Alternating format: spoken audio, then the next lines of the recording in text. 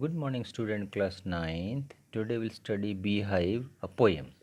Poem's name is Rain on the Roof, which has been composed by Coates Kinney. This poem is about raining droplets from the sky on the roof and how there creates a very good nice sound which just attracts the mind and soul of the poet, which remembers about his childhood and together with the lovely memories with his mother. आज हम rain on the roof poem पढ़ेंगे जिसमें बारिश छत पर ऐसा करके शीर्षक है।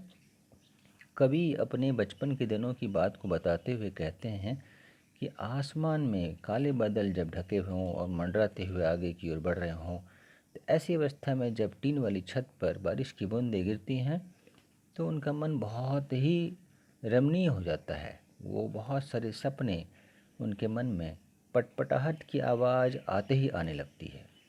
Let we start the stanza and we will study more about the rain on the roof. When the humid shadows hover over all the starry spheres and the melancholy darkness gently weeps in rainy tears, what a bliss to press the pillow of a cottage chamber bed and lie listening to the patter of the soft rain overhead.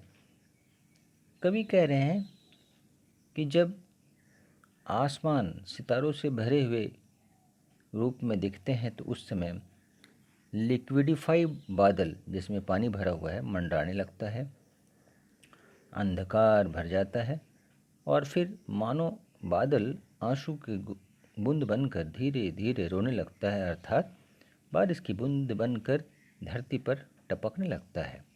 ऐसी अवस्था में कवि की कल्पना है कि अगर छोटे से कुटिया में लिविंग रूम में लेटे हुए हों, सिर के ऊपर बरसात की टप टपाहट की आवाज़ सुन रहे हों, तो फिर वो अपने तकिए से दबाकर कैसा महसूस करते हैं, उसमें आनंद आता है। Second stanza.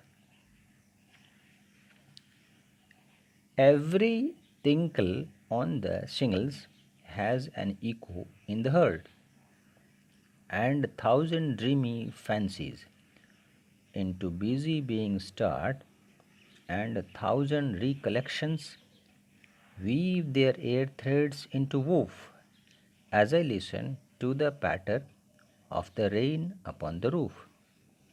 कभी आगे कहते हैं, उनकी कल्पना में ये बातें आती है कि जब कभी छत पर पड़ने वाली बरसात की बूंदों की पटपटाहट की आवाज़ सुनाई पड़ती है तो कंकड़ों का पड़ने वाली हर आवाज़, अर्थात बरसात की बूंदें जो टपटपाहट की आवाज़ आती है टीन की छत पर कंकड़ों के गिरने वाले जैसी आवाज़ बारिश की बूंदों गिरने की आवाज़ के बराबर जब उनके दिल में गूंजने लगती है, उनके मन मस्तिष्क पर छा जाता है, तो उनके दिमाग में हजारों कल्पनाएं उत्पन्न होती है, सपने उत्पन्न होती है और उनका दिमाग फिर व्यस्त हो जाता है सोचने पर कई तरह की यादों को।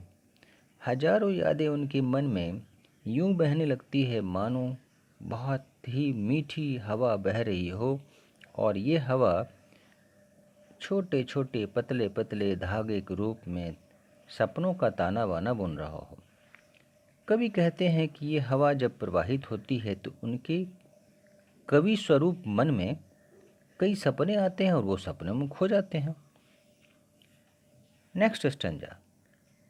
Now in memory comes my mother as she used in years agone to regard the darling dreamers ere she left them till the dawn.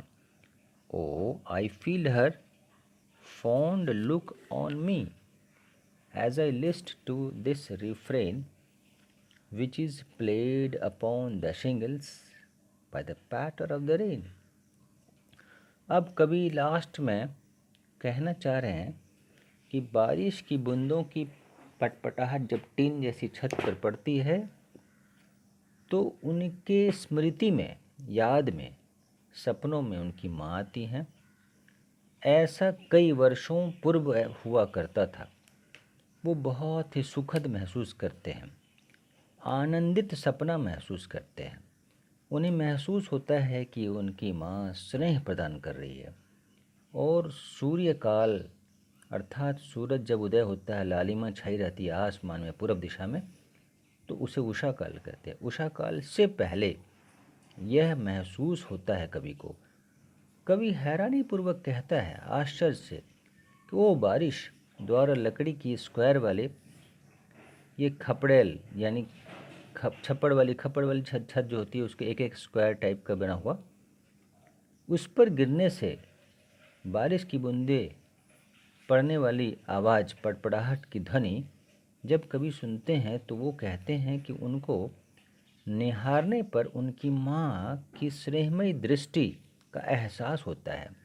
कभी यहाँ कहना चाहते हैं कि जब वो ग्रामीण यादों में, ग्रामीण निवास के दौरान यादों में, जब खपड़े वाले छत पर अर्थात एक एक स्क्वायर के रूप में जो खपड़े बने हुए हैं, मिट्टी का बना होता है, तो उस पर जब बारिश की बूंदें गिरती हैं तो उसकी पटपटाहट से उन्हें अपने बचपन याद आती हैं और माता के उस सारे स्नेह को फिर से महसूस करते हैं, मानो उनकी प्यारी माँ उनकी नज़र के सामने हो और उन्हें बहुत ही बेहतर लगता है।